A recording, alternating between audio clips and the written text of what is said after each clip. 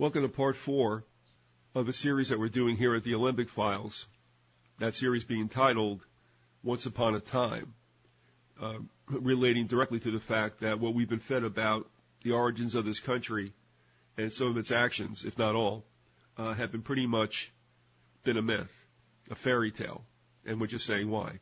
So, once again, I'm Al. I'm Theo. And I'm going to start off this time. I had promised last time out, much to everyone's chagrin, I'm sure, that I was going to read something from a book entitled Sources of the Constitution. The link was up there from the last time around. Maybe you've gone there already. What I'm going to read is from Chapter 2.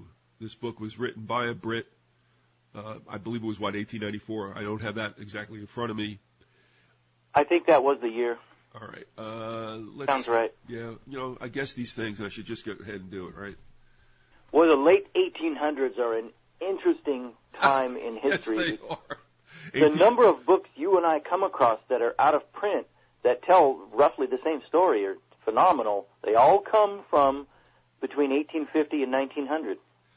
Yeah, this is 1894, and the reason why I believe that makes sense, what you just said, was I believe that there was a changing of the guard. We've referred to this already, and that is after the Brits got a pretty good bloody nose in the Boer War.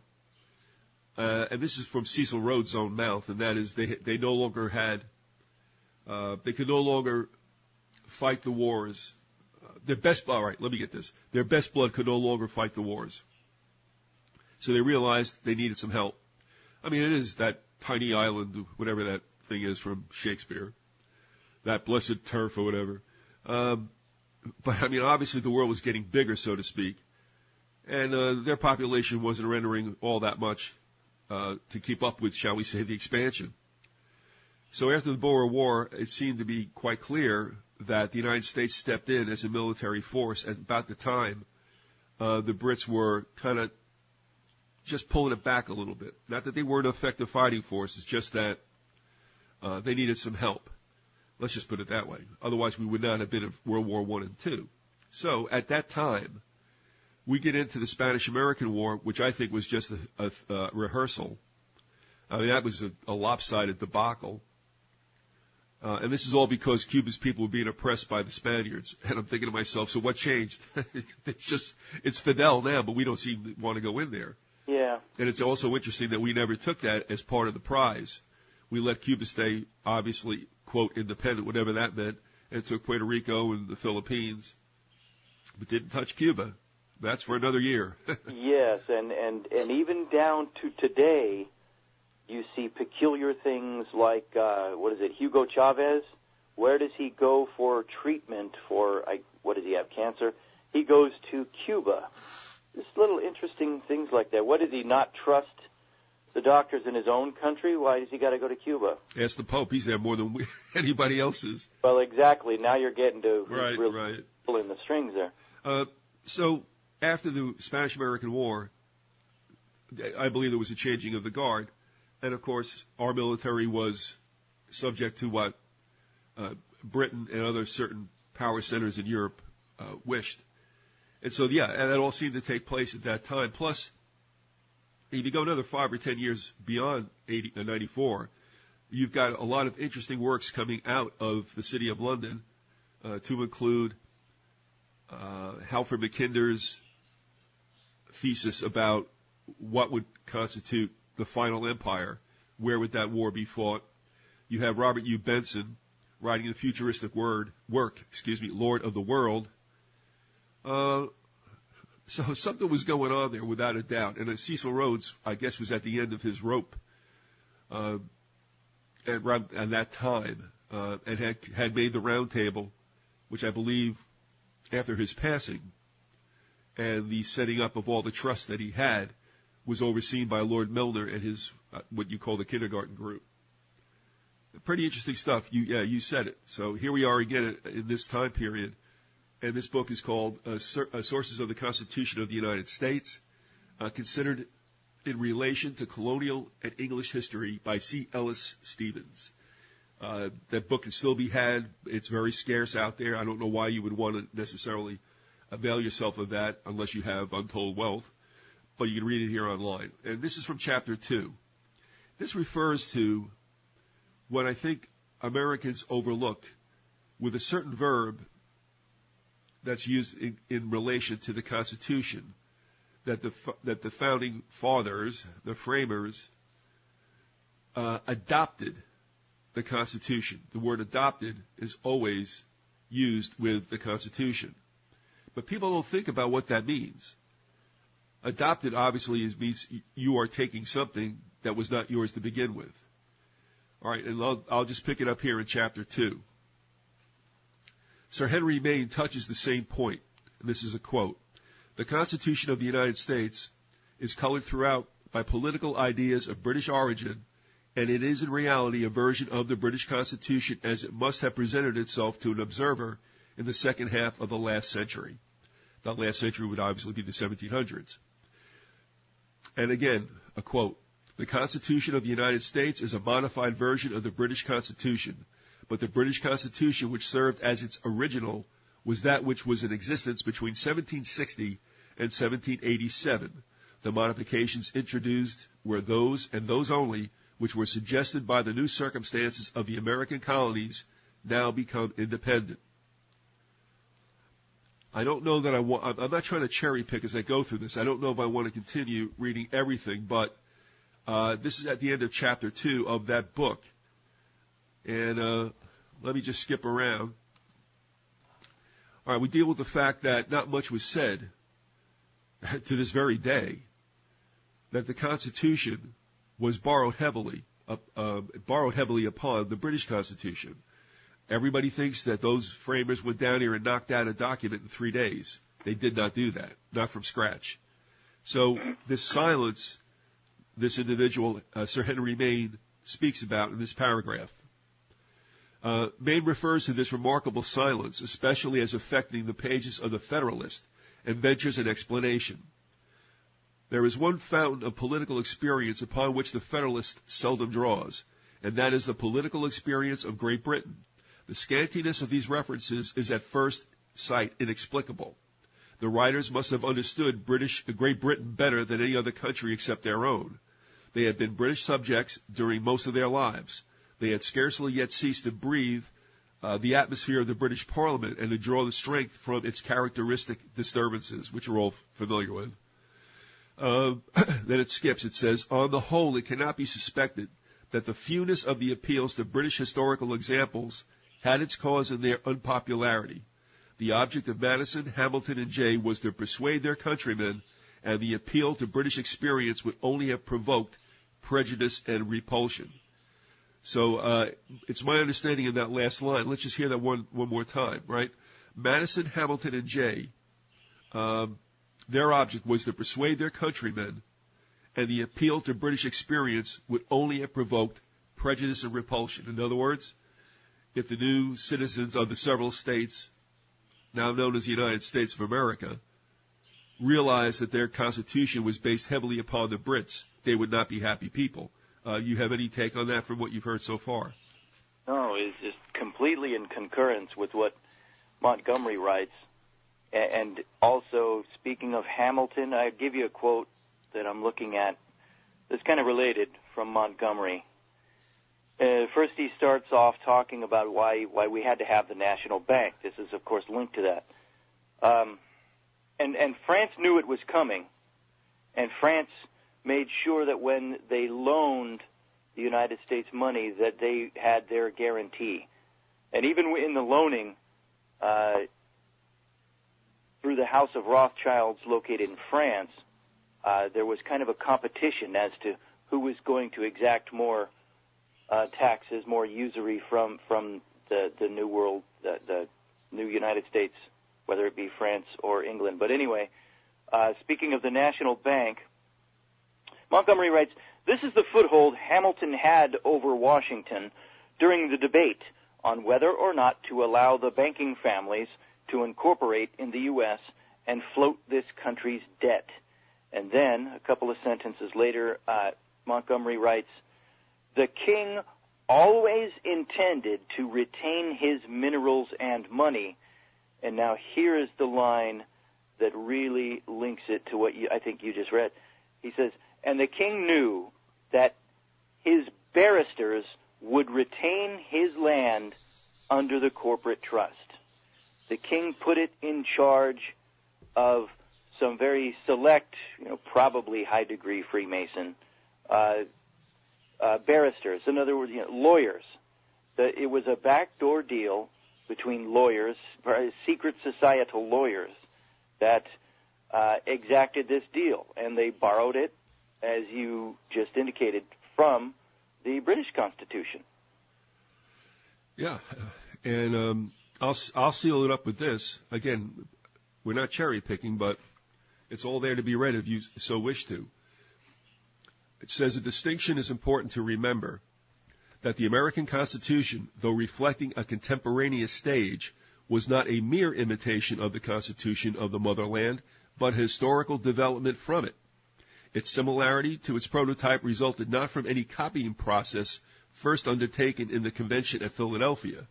Now, that doesn't mean there wasn't a copying process. It just stated that it didn't result alone from whatever copying process was undertaken at the convention. That's what we're saying. I mean, obviously, if you're going to borrow, you're going to copy from it. But they're saying this wasn't necessarily just a straight template job. Yeah. Moving on, it says, rather was a reaffirmation of principles already American by hereditary usage or long-established custom. The earliest attempt at a national constitution, that of the Confederation, had been a failure precisely as to the points in which it departed from these principles. And the present Constitution was a return to a system from which the colonies themselves had never departed. Hamilton, Madison, Jay, and others had no need to argue for the adoption of English constitutional usage as such to a people who were already accustomed to it from their own, acquired habit. Even the members of the convention, though consciously taking much from the old system, were doubtless incompletely aware of the extent to which they themselves were influenced by their training under such institutions. And then finally, the establishment of a permanent constitution of any other than an English character would probably have been an impossibility. This is sufficient to account for relative silence as to sources at the time and ever since. Americans then regarded and still regard their constitutional principles as essentially their own, English constitutional principles having become American constitutional principles. The long and short of it is, we got an English Constitution. Deal with it. And Yeah, and I mean, our law is based pretty much on English law as well. So it's not really that big an aha. But we are led to believe that this Constitution was 100% new, borrowed from nothing, and it all came out of the heads of the framers in 3 days down in Philadelphia. Yeah, how about these patriot idiots today who say bring back the Constitution, and they typically point to things, and rightfully so, but they point to things like the Patriot Act, the American version of the Enabling Act, and they say how fraudulent it was that it's claimed the Patriot Act was written in a few days. And they're right, but they don't realize that their beloved Constitution, the same trick was played with that. It wasn't written in a few days. No. It was borrowed. They had it ready all along in the British form earlier on. I would trust this anecdote from a person I had dealings with for quite some time. He worked or still works for I don't want to say too much about it. I'll just say he works for a firm in Chicago, quite well known in its field. And he had said that in the mid-'90s, they had a number of personnel from the Rand Corporation in-house. And he remembers them openly talking about the fact that they had drafted the Patriot Act. Oh, wow. And the Rand Corporation is a very interesting think tank. That's another thing. How many think tanks, foundations do we need in the United States? I mean, I cannot believe every time something comes out about a poll or something, or a white paper or a position paper, I never come to an end of hearing about new foundations, and it's like, who pays these people? Who are these people? You know, it's just amazing to me. You know, it's like the foundation for the almost all right and the foundation for the hard to believe. And jeez, seems like they're just another form of semi-secret society. Well, you got to wonder what their purpose is. Are part of them just kind of like vestigial pimples on the butt of America? Or are they, I mean, there's no doubt Rockefeller Foundation has done quite a bit, and Carnegie as well, and Ford.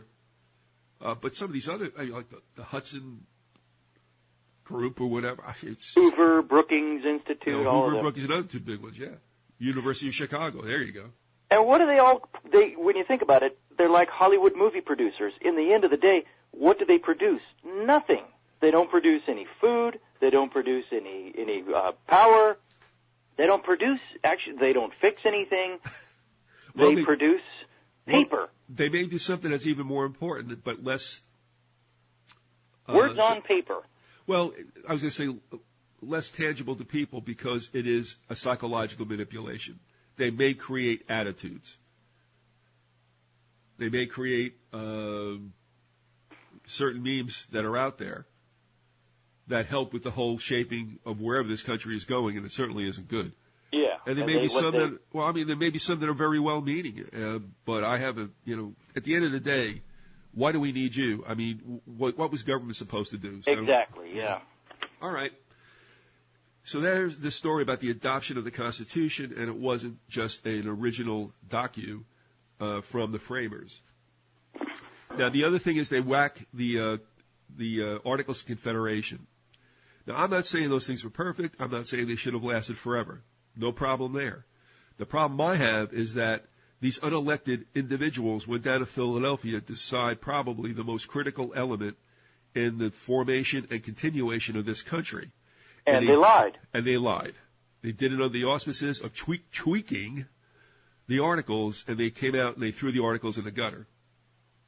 And that is what ticked off a lot of the former colonists, especially those who had fought to get away from what they were now being presented with, a crap sandwich that they try to avoid because that's what they had, or their daddies and mommies had in England.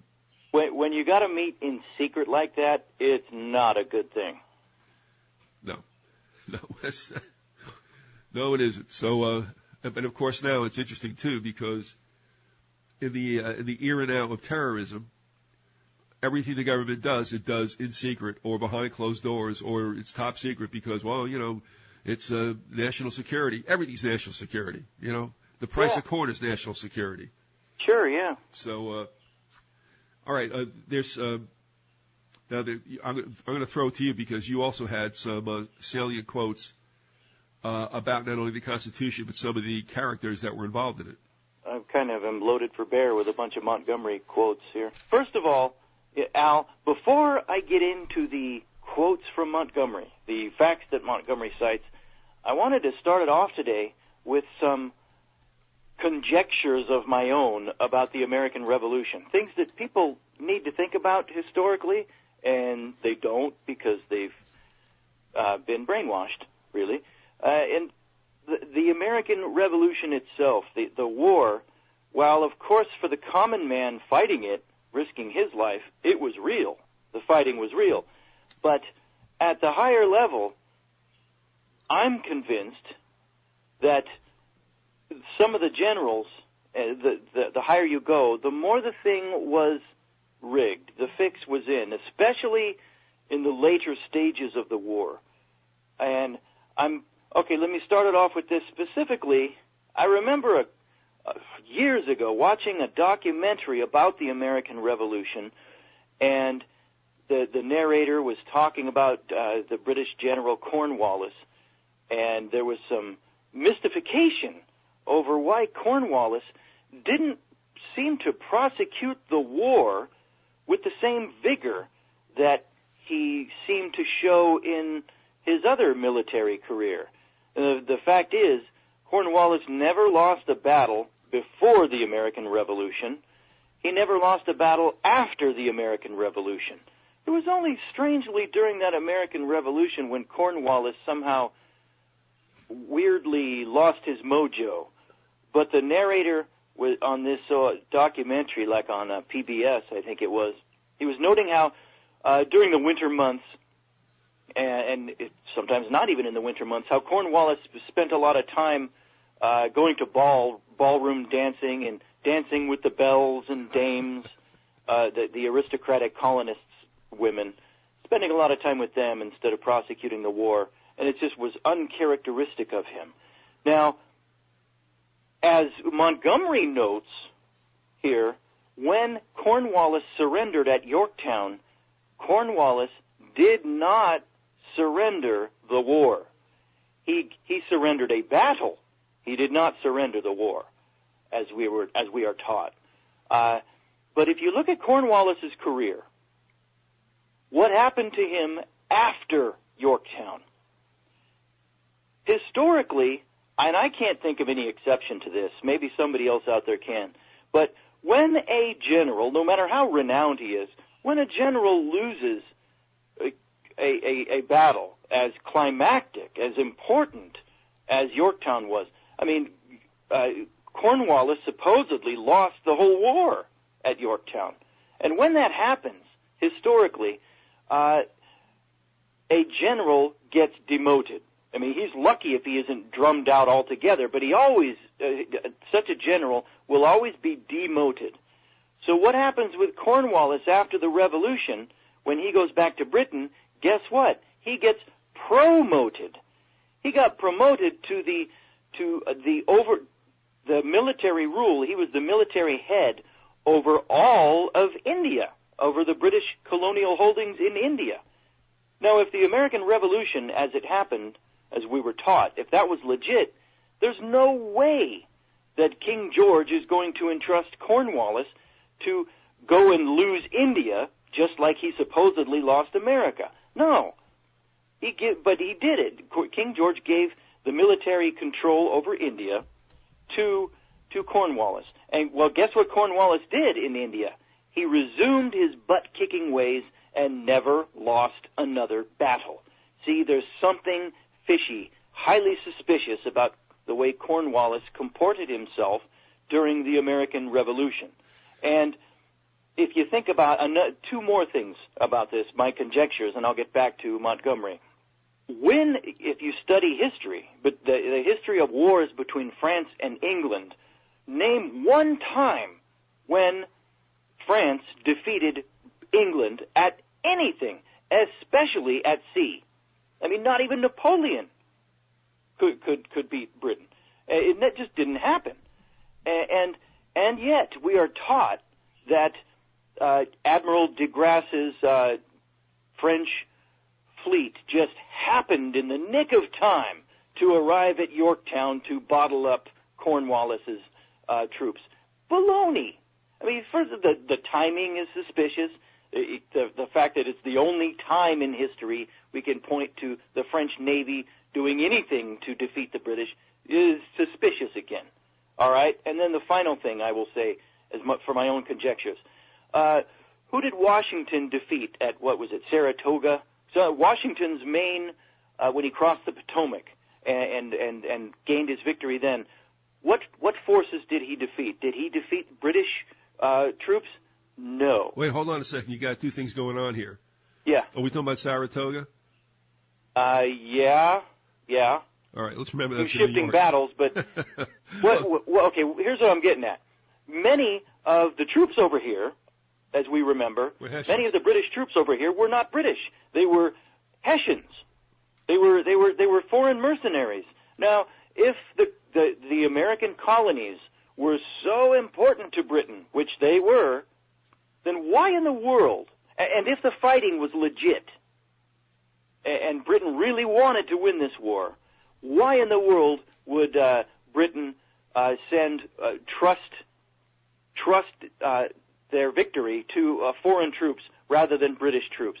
That's another suspicious thing. It seems to me that the upper echelon of Britain knew that the fix was in, but they had to put on the show that the fighting was real, and that there really was victory intended. And so they said, let's let the foreigners die. Why let our own guys die? Let's save them for the time when we really win the war. That's what's going on. Now, before I get to Montgomery stuff, I want any comment on that? Well, Those are just off the top of my head. I think we have to put ourselves in a different frame of mind, again, from what we have been brought up with, because you have people over here. I mean, most of the sentiment was not to go to war against Britain. So you have, obviously, you might have the old, fathers and sons and brothers and at odds about whether or not to join the revolution, to have a revolution.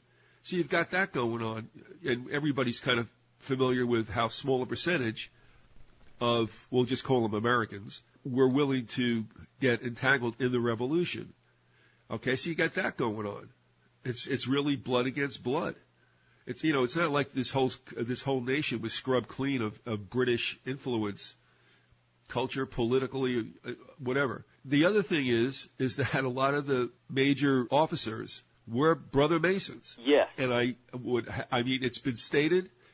I at this time I could not prove it with documentation, although I'm sure it's out there, at least enough that this has been floated past my eyes. And that is, I wouldn't be surprised if, in fact, if two of them got together and said, look, we don't have to do this duke out. We can just walk on by. You go on that side of the hedge, we'll go on this side of the hedge, and we never saw each other. I'm sure that took place. I'm not saying it's a bad thing either. I mean, you take a look, and one of the criticisms, I don't know if that's the right word for it, but one of the speculations or suspicions or whatever you want to call it, was the absence of numerous major battles for a war that took place, 9 years? Mm-hmm. So it's not trying to downgrade that. It's just a fact. I mean, let's take a look at the reality of the revolution, and let's remember also that you said they threw the Hessians over here. That's because the Brits were still entangled with intrigues on the European continent, France up front and center. So they kept, they kept their best for the fight closest to home, and took the Rennes soldiers and sent them over to the United States. So, yeah, there wasn't as much, I guess, of a natural desire for Rennes troops to fight as if they were the Crown's troops. Of course, those who fought here for the United States, that's a different deal. I mean, this is my home, and I'm fighting with tooth and nail. And there you have it also. You have a driven people who had nowhere else to go, backs against the wall. This is it. That fighting with that kind of resolve versus Rennes troops. So take that, take the Masonic situation, take the fact that we were still very much British, and you've got a war that's probably pretty unpopular and an antagonism to everybody. And so what did Britain do? They said, look, forget this, all right? And they went for the juggler. They were smart. They went for the money. Why fight this out when we can grab on the pipeline? Yeah. All right, thank you for that, and it's back to you. No better way to conduct such a secret society than have the leaders be in the same secret society and having taken sworn blood oaths of secrecy, and they can never tell what they've done, and they cut the deal. There can never be any real justice in a nation when you have secret societies. There never can. You silly boy. That's the way of the world. That's why you don't have any worthwhile governments. Yeah. Let me start with this Montgomery quote. He makes an excellent point here. All right. Talking about how if the king, even if King George wanted to give away his colony in 1783 at the Peace Treaty of Paris, he could not have. All right, here we go. No matter how it happens, Montgomery writes, the only way to change the corporate grantor, the corporation's soul, is for the king to be conquered or die. It would also be necessary for him to not have any heirs or successors. The king's charters and grants are forever, unless the king and his heirs and successors come to an end, one way or another. The crown, the heirs and successors are today alive and well. Therefore, their charters and grants that were not affected by the 1783 peace treaty are still in full force and effect. The only way the Americans could have really gained their independence would have been to invade Britain and kill the king and all of his heirs. That's it. That's the only way it could have been done. The king, and Montgomery goes into this elsewhere, because of the British law, the ancient law of mortmain, King George III did not even have the power to cede independence, true independence, to the United States. It never happened. It couldn't have happened. Okay, and up to there, we come to this by Montgomery, and this is why when you read the 1783 peace treaty, in which the supposed ruler, the Treaty of Paris, in which, the supposed loser, King George III, dictated the terms. This is why, if you read closely, King George granted his subjects, his former subjects, he granted them independence, but he didn't give them certain things. He didn't give away, for example, the land. He didn't give away any mineral rights. All right, this is another part. This is from the beginning of the chapter called Common Law versus Conquest, from the book America, or the United States is Still a British Colony by James Montgomery. This is chapter 5. He writes, and some of this I think he's drawing from Lysander Spooner as well. The forefathers that represented the states or colonies at the beginning of this country acted primarily for their interest, their own interest. This is brought out by Lysander Spooner in his paper, The Constitution of No Authority. The 1783 peace treaty ceded the land above ground to the states while reserving, through Article 6 of the 1783 treaty, his corporation. It kept the corporation, and it kept the corporations of his British subjects.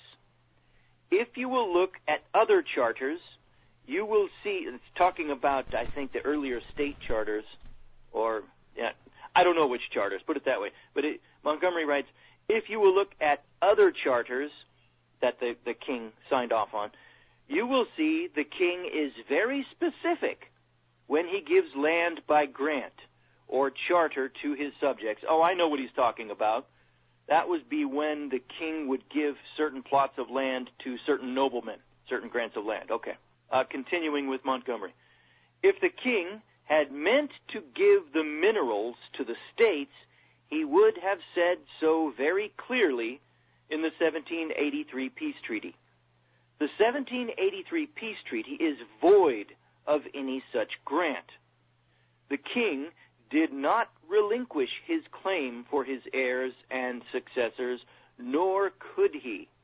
His tax was to continue forever, for his expenditure, together with what after the Civil War, the king's interest continued to be observed and a tax collected. Again, so the fix was in. The Americans never gained any independence. Well, just enough to make them think they were independent. That's all that matters. Well, they didn't gain any property rights. They were cut loose. Sure, you can do what you want, but I'm keeping the land, is what the king evidently said.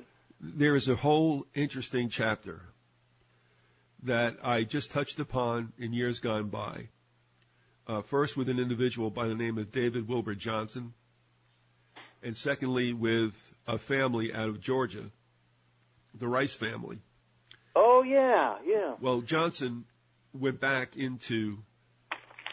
He was somebody that was brought on as a, I don't want to say counsel in the legal sense, but somebody who was very versed in property rights. Some of the things that he shared with me when I did an interview with him years ago, and I think I have a couple of documents that he had sent me during that time. You go back to check things out. I mean, they go back right to the very first transaction, which in the Northeast, for instance, as he gave one of the examples, in New Rochelle, New York, in fact, what is now New Rochelle, they went back to the original sale, quote, sale, whatever that meant, between the native peoples and the Dutch. And what happened was, in going back to that original transaction, and again, like I said, this is way too labyrinthine to get involved with here, but because of what they found in that documentation, it actually prevented the building of a super mall in New Rochelle, New York, in the 20th century. The Rice family got involved with a property squabble. And this happens, well, it usually only happens in deed-restricted communities, as one of which they lived. And they got back to like dealing with paperwork and plots and all this stuff going back to the time of the Clays, the original Clay family. So descendants of which were in Georgia.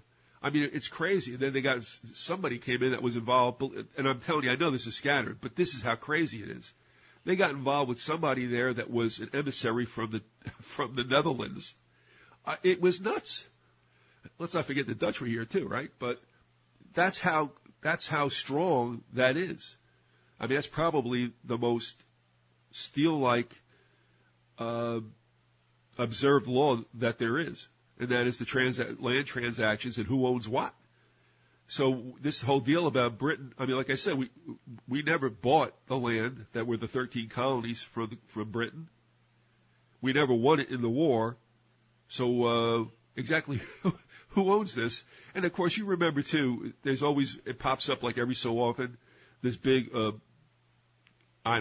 reaction to the fact that the Queen is buying up all this land in Colorado, right? You ever hear that? That one I did not hear. Yeah, the Queen and, what's his face? Ted Turner are kind of land barons out in the Rocky Mountain West. But if that, in fact, is true, well, there you go. And here's another thing, too, to think about in the future. Eventually, you're going to be told we're running out of water. That's another control element to be used upon us. Can you imagine if you're being told that the land upon which you live does not provide you water along with the land? In other words, somebody owns the water underneath you. The water rights, yeah. And it gets even stranger, too, when you take a look at, and this is a really bad trend in the United States, which is making things much worse,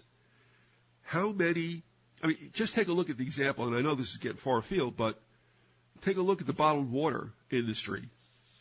I mean, how many times that's been bought out upon being consumed by another corporation, and now it goes to Nestle's. Nestle's in Switzerland owns, like, everything. The old Poland Springs, the old, what else was there, Deer Park water and all this other stuff that's out there, Zephyr Hills water. Huh? I didn't know that. Yeah, I mean, I had two coworkers, one in Jersey, one down here, whose spouses worked for bottled water. In Jersey, it was Great Bear. Then it became Poland Springs. Then it became Deer Park. And eventually, the company was closed down. It was streamlined. That particular individual was laid off for good. And down here in Florida, Zephyr Hills Water is now part of the Nestle family. And that spouse was transferred to Atlanta, or you don't have a job anymore. And, I mean, I even look at the supermarkets. The one I go to, you get past all the Lairships, it's owned by a Belgian firm. I mean, do we own anything anymore? U.S. companies are not U.S. companies. That's scary. But to be told also in time to come that we don't own the water and watch that thing happen. I mean, that's why supposedly the Bushes were so, aggressive in buying water rights down in South America, where all the good Nazis live. Oh, wow. It's bizarre. So, yeah, I mean, that's how strong those original documents and transactions were, that you could go back to the very beginning. And that's why some people got hit with, like, these absolutely arcane taxes and such that had never been paid and, like, rolled over for centuries. It's crazy. Well, here is a Montgomery excerpt that specifically confirms what you just said, that the stupid patriot, you can't really own the land. You never had the land. All right. Montgomery writes, patriots claim they have allodial title to the land. How can this be when they never owned it to begin with? And then Montgomery cites this court case, Marshall versus Lovelace, 1 North Carolina 412-1801, 2 SA 70. Now here's the quote from that court case. But this state had no title to the territory prior to the title of the King of Britain and his subjects, nor did it ever claim as Lord Paramount to them. This state was not the original grantor to them, nor did they ever hold by any kind of tenure under the state, or owe it any allegiance, or other duties to which an escheat is annexed, how then can it be said that the lands in this case naturally result back by a kind of reversion to this state, to a source from whence it never issued, and from tenants who never held under it? And then Montgomery concludes, the world continues to pay the benefactors of the king's charters for the king's investment in America via taxes. Bingo. Okay, I have nothing to say, so if you want to go on. Okay. Now there's another personage that we can't leave off here. This is from the chapter. First of all, this again is from the book The United States is Still a British Colony by James Montgomery. This is the chapter entitled A King's Charter Which Refuses to Die. You're going to get a kick out of this. The king is still head of America Incorporated, the author of its charters, and the creator of his Sestui K Trust. The king continues to be the benefactor, along with his heirs and successors, of the largest corporation in the history of the world. Now get this. The Pope, as well, is co-benefactor with the king, thanks to the king's concessions of May 15th, 1213, to the Pope.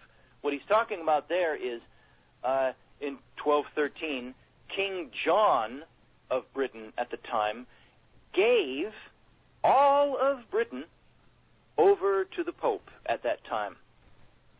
And so that makes the Magna Carta, which was came along a year or two after that, made the Magna Carta not even worth the paper it was written on. Yeah, it vitiated it. Yep. Yep. So let's see. A couple of pages later, Montgomery continues. Notice also, folks, this is just 1 year before the 1783 Treaty of Peace is signed. The King of France, backed by the Rothschilds, made sure his debt was protected before he signed on to the con of the millennium. The King of England's charter on one side, the French Rothschilds' debt obligations on the other, both vying for a piece of America. The King of England for his trust, and the Rothschilds for their corporate takeover and control of the King's trust, and the Pope as the main benefactor of both sides. The Pope remains even further in the background than the Rothschilds. However, he stands to gain no matter what happens. So this is kind of, you remember when you read Dark Union by Guttridge and the other professor? And Neff, yes. And Neff. They talked about intricate, secret banking deals underlying the Civil War in America that almost nobody knows about. But, of course, that old saying, follow the money. Everybody knows it's always about the money ultimately, but they don't take it, they don't do the homework and find out, really what history is about, what it tells us. When you have a war, there's always money, deep and powerful money interests that are really behind the war and stand to gain by it. One more excerpt along the same line from Montgomery. And I'm skipping a couple of pages here. Do the king and the Pope have proper claims to their land holdings? No. The king's claim would not exist except for his barristers, i.e. lawyers, and his backers, the bankers, and the Pope, via his church's land holdings and the financial backing of the early banking families. The reason I, James Montgomery, also say no is that fraud and deception are involved here. How did the king come by his claim? By the conquest of Britain by William the Conqueror in 1066, and thanks to the Pope's partnership with England as trustee for Rome, working inside of Britain with her Jesuit priests. Remember, this is my aside here. Remember King George in the Treaty of Peace declared himself, along with some of his other titles, to be the elector of the Holy Roman Empire. Uh-huh. Yeah. Okay, getting back to Montgomery.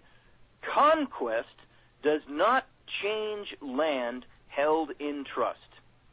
So the lands held by the British and trusts, that is, wills of testament, and traditions of the father's land going to the sons, could not be overturned by the conquest of William the Conqueror.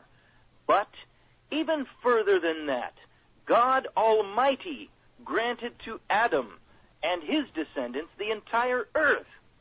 It was given away to Satan, but later reclaimed by Jesus Christ as the second Adam. The land was then placed in trust for the descendants of Israel. To deny this trust and charter is to deny the written word of God Almighty. If the Pope denied this, he would expose himself as the apostate church, the whore spoken of in Revelations. Why do I say this, Montgomery asks?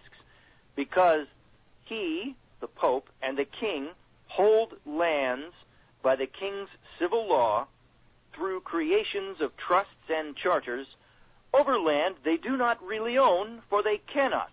God Almighty owns the land and grants the land to whom he chooses, Israel. Just as the king held on to his possessions after the Revolutionary War for his heirs and successors, and just as conquest does not change ownership of lands and possessions held in trust, we now have the same claim. The fraud is the king is taxing us for a trust he created based on an earlier conquest. Now, all right, listen, before, to cut all through that, let me ask you, to what or whom is Montgomery referring when he uses the term Israel? Well, I left a little bit of that out. That's all right. Again, you got to watch what you get into because, and I'm not chiding you at all, it's just that, yes, this thing is not easy to go through because if it were, more people would be aware of it, and it'd be a lot easier to explain. Most people quit. Montgomery includes a little excerpt, I left that out, about the 10 lost tribes. He doesn't really explain that, but right. That could be spiritual tribes, or probably more likely he might ascribe to the... Racial tribes? Yeah, okay. Which, that opens up... that. Of course, that could be a subject for many other shows, so... yeah, which we're not going to do.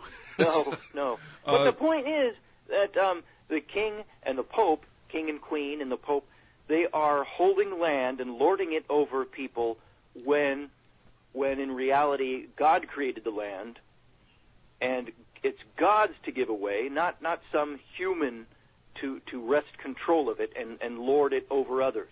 And then someday that is going to be rectified.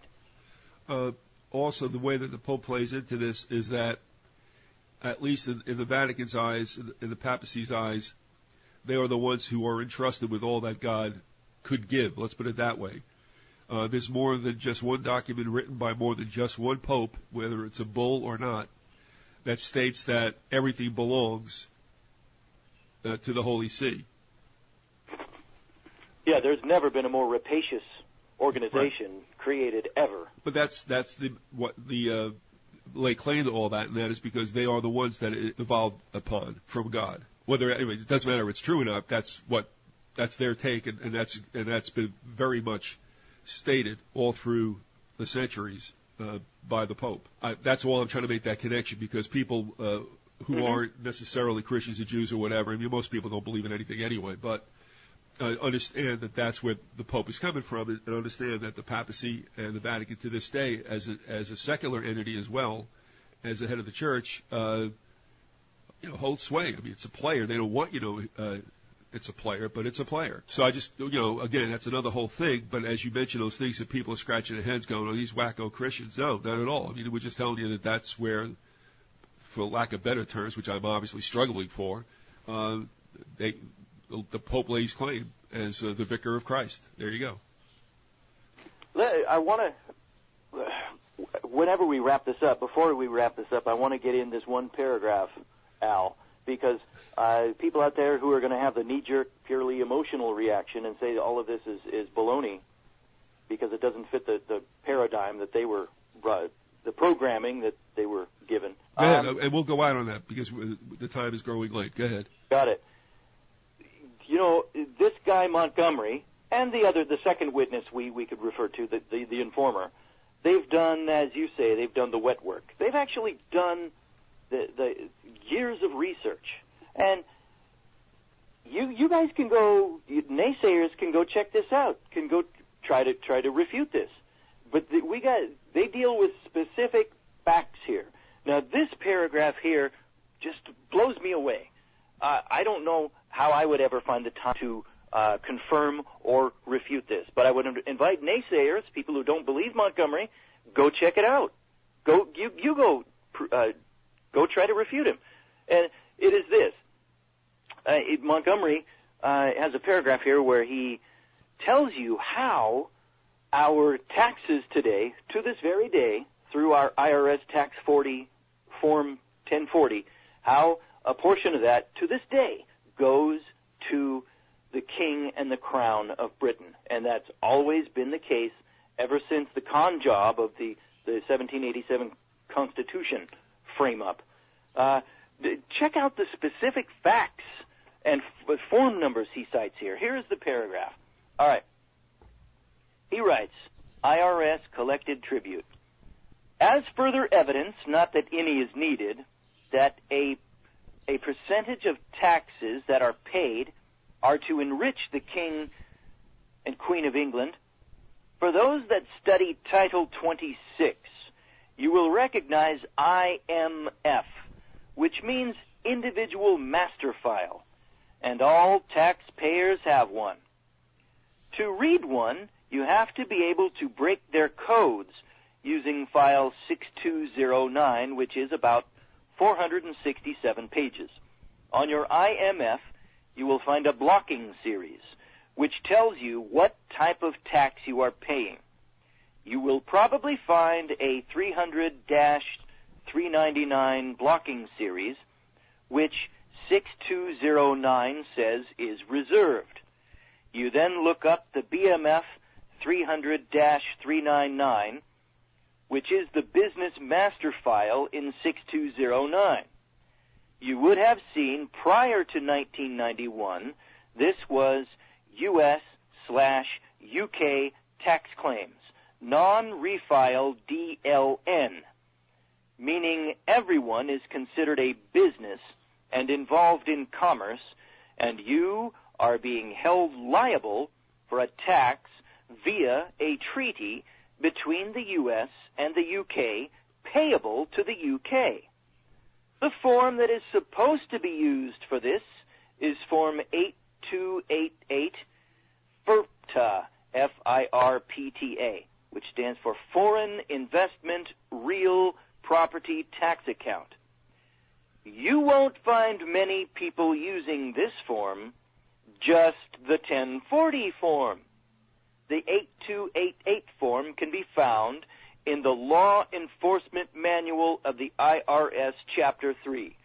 If you will check the OMB's paper, Office of Management and Budget, in the Department of Treasury, List of Active Information Collections, approved under Paperwork Reduction Act, you will find this form under OMB number 1545-0902, which says U.S.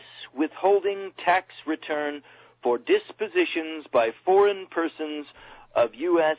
real property interests - statement of withholding on dispositions by foreign persons of U.S. Form number 8288, number 8288A.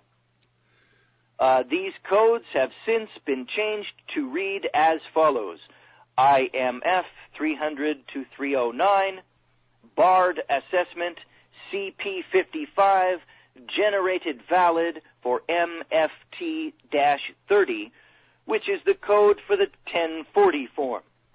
IMF 310-399 reserved. The BMF 300-309 reads the same as IMF 300-309. BMF 390-399 reads U.S./UK tax treaty claims. The long and short of it is nothing changed. The government just made it plainer. The 1040 is the payment of a foreign tax to the King and Queen of England. We have been in financial servitude since the Treaty of 1783. Right. And folks, you can say whatever you want about Montgomery, but you cannot say the guy didn't do his homework. All You right. try making sense of that labyrinth. You go check it out yourself. Hey, hose yourself off, will you? All right, No, let's- because I know there's going to be a lot of people out there who just, they're going to poo-poo it, and, that's going to be folly and shame unto you. Well, look, whatever one does not want to believe, despite the fact that it's true, has never stopped anyone from peeing all over it. Don't worry about it. It comes with the territory. We should have gotten used to it by now. We got to go, but let me just ask you one thing. Do you have a page number or something that people can go to go ahead and review or actually to read in depth what you just laid out? Yeah, okay. Yeah, got it. That is from, you go to find the book, America, or the United States is Still a British Colony, and you go to the chapter, A King's Charter Which Refuses to Die, and it's on page 1, 2, 3, 4. It's on page 4 of A King's Charter Which Refuses to Die. All right, look, we got to go, and we'll pick this up next.